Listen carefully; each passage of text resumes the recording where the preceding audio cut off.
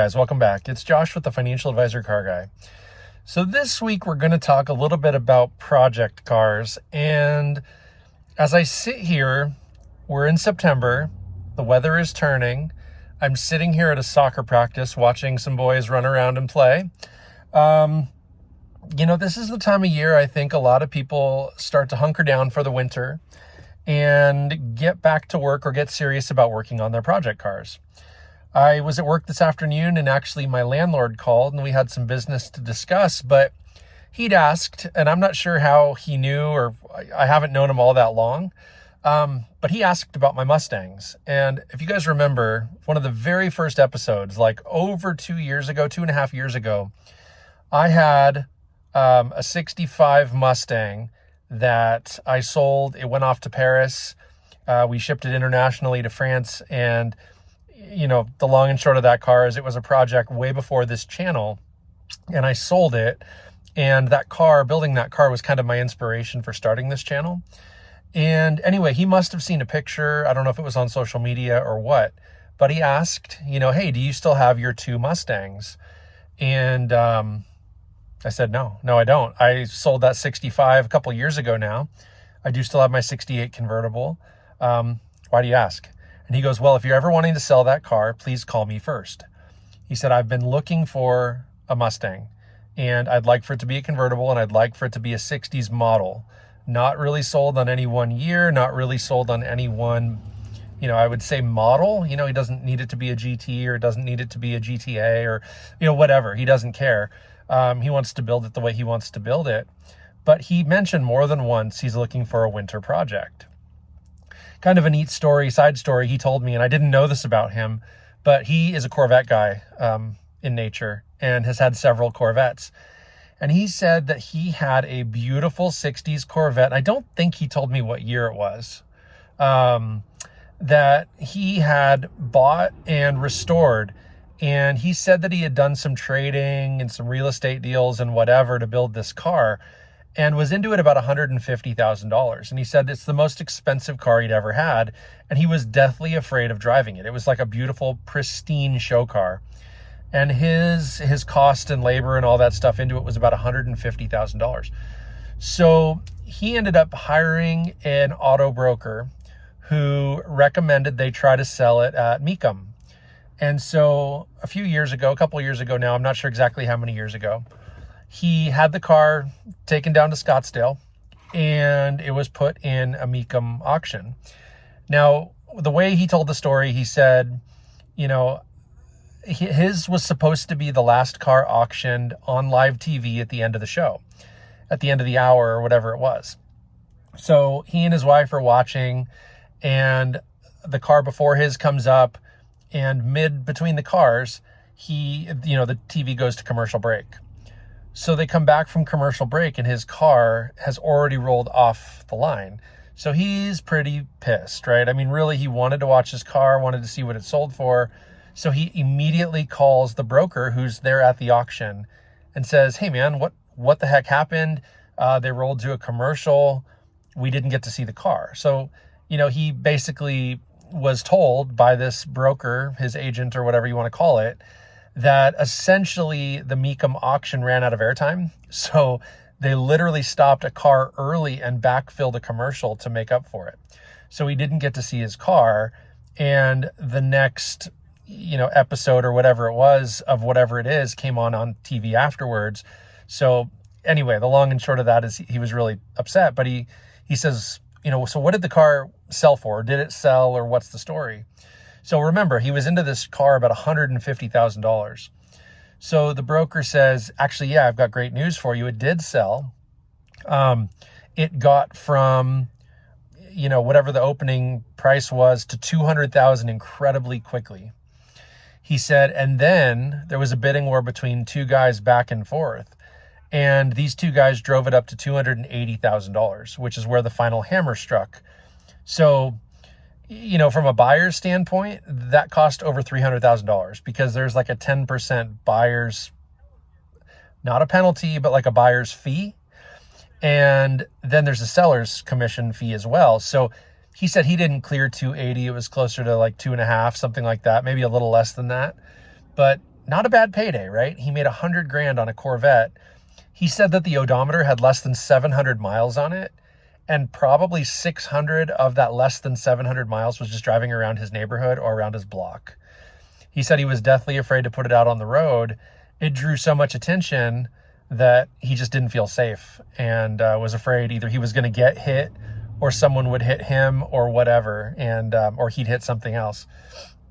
So anyway, he sold the car off for a really hefty profit, and has now been without a project car for quite some time. And so he said he wants to, potentially do some car meets, maybe join a Mustang club, do all these different things. And so we had a great conversation. Again, I didn't know this about him at all. We'd never talked cars. And so he must have found me on social media. He may watch this video. I don't know. But all that to say, it was a great conversation. Super nice guy. And so he's got me on the hunt now for a convertible 60s Mustang for him. So I tell you that story to circle back to my initial comment or remark about this is the time people are starting to look for their winter projects. Thinking back historically, there's been lots of years I've not had a project, but most of the time when I do, it is in the winter. I think about when I was most productive on my 68 Mustang during the winter.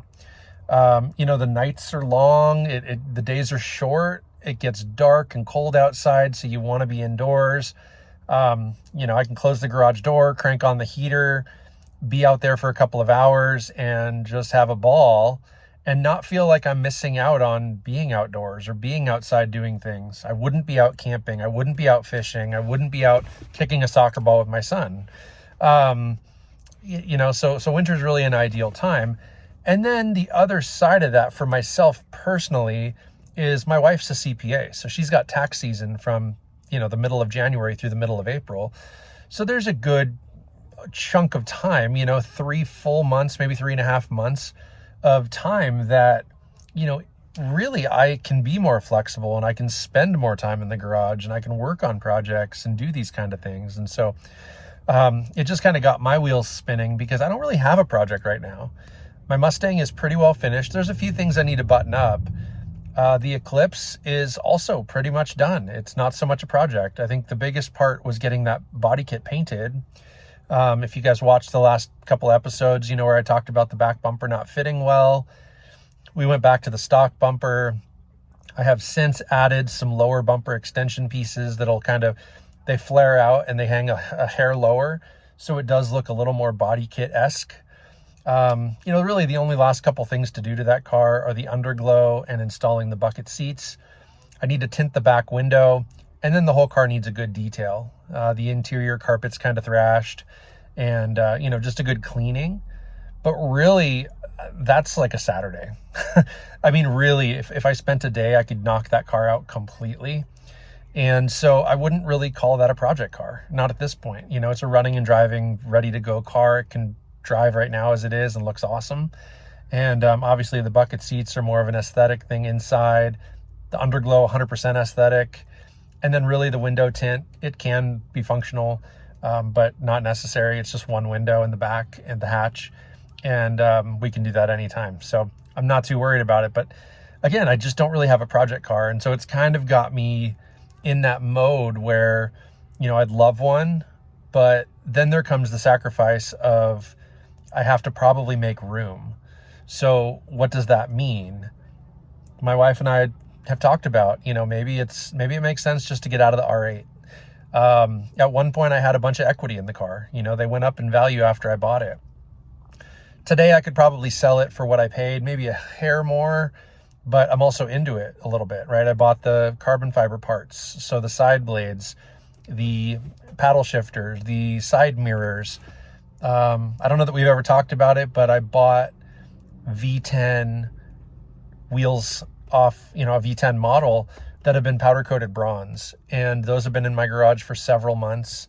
I've been kind of wanting to put those on, but at the same time, they have brand new tires on them. I kind of want to wear out the tires that are on the car first. I hate to swap wheels and leave life on the old tires. And then what am I going to do? So I've just kept the stock wheels on there for now. And so that's fine. What else? That's about it. I mean, I haven't really put a ton of money into that car. I did buy new MagRide suspension that's not yet been installed, but that's been on the to-do list as long as I've owned the car. So those go with the car if I were to sell it, or unless I put them on or whatever. All in all, I'd have to sell the R8 to bring home a new project. And unless the new project is something that I'm going to like more, I may just have to be content not having a project this year, or convincing one of my buddies to get their own project and then I just go work on their car, which I'm open to. So if you're watching this and you want a project car, let me know, because I'm happy to help. Like I said, that would keep me from doing something rash and selling something I don't really want to sell. It truthfully would be selling that R8 solely to put something new in the garage. And the R8's a done car. It's never been a project. I mean, I've done installations of little things here and there, but it's been a running and driving and beautiful vehicle from day one. Outside of making it my own, there's not been a real project in regards to that car. So, swapping that out for something that I can build or want to build or tweak or whatever, now's the time, really. I mean, going into winter, I'm not going to drive that R8. Are they going to continue to appreciate? It's really hard to say. I think to the right cash buyer, you could get in and, do just fine. But if you're going to go to a bank or a credit union and get a car loan for 8 or 9 or 10%, as a financial advisor, I really don't think that's a great idea. I mean, I really don't think so. That's a lot of interest. You're going to be paying hundreds of dollars in interest a month, which is going to make your payments huge. Just not a great idea. But if you've got cash that, you don't mind spending, or if you've got discretionary income that you're looking to get a fun toy, something like that R8 is going to be the best bang for your buck. I firmly believe it is one of the best budget supercars you can buy. And, there's a few other cars that are now down in the, maybe 70s or 80s that are a really great car. If you guys remember, my R8, I got a screaming deal. They were asking, I think, 82.9, and I picked it up for 64.9. And again, I put money into it. I bought an extended warranty, all these things. I don't know, man. I go back and forth. Does it make sense to sell it? Maybe. Do I want to? No, not really. But do I want something else? I mean, I guess the honest truth is, yeah, I do. So I don't know what I'm going to do. I'm not announcing anything here. I don't know what I'm going to do. Just kind of kicking around ideas in my head, but wanting to keep an open mind. If the perfect project showed up, whether it be on Craigslist or Facebook Marketplace or whatever, or if someone called me randomly and said, hey, Josh, I'm going to sell this, whatever. Yeah, I mean, if it's something that I've wanted or I'm interested in, up for sale goes the Audi. I don't know. But I think at the same point, I can ask a pretty high dollar for it. And if I don't get it, I don't get it, right? I've got nothing to lose. I don't have to sell it. I'm not being forced to sell it. It's truly, if I were to sell it, it would be to replace it with something else that's fun and exciting. And I don't even know exactly what that would be. So again, I'm not putting the cart before the horse. I want to make sure that I've got my ducks in a row, and I'm going into this open-minded. So if a winter project pops up on my radar, yeah, maybe the R8 goes away. I don't know, but that's part of today's video. I want to kind of gauge your thoughts. What do you think? Do I sell a perfectly good, beautiful running and driving car to pick up something that maybe is a basket case and it gives me something to do and work on for the next 6 months? Or do I just remain content, stick with what I've got, enjoy the car as it is, not have a project this winter, and maybe I put more time into the page here. Maybe I don't know. In the last month, I've grown my followers by more than 10%. So that's awesome. The subscribers are coming. I appreciate you all. Thank you for watching this content. Let me know what you want to see on the page. Sometimes there's actual cars in the videos. Sometimes it's like this today where I'm sitting in my truck. So comment down below. Let me know what you want to see. Let me know how I can improve. Let me know, what you'd like to learn more about, right? I am happy to do educational stuff too, and it doesn't have to be just about cars. My whole shtick is that the Financial Advisor Car Guy is multifaceted. We can talk about investments. We can talk about this, that, and the other. So we're not pigeonholed into any one project. We're not pigeonholed into any one topic. Comment below. Let me know, right? Hit that like button, subscribe, ring that notification bell. Most importantly, remember, make every investment you make be a good one. Till next time.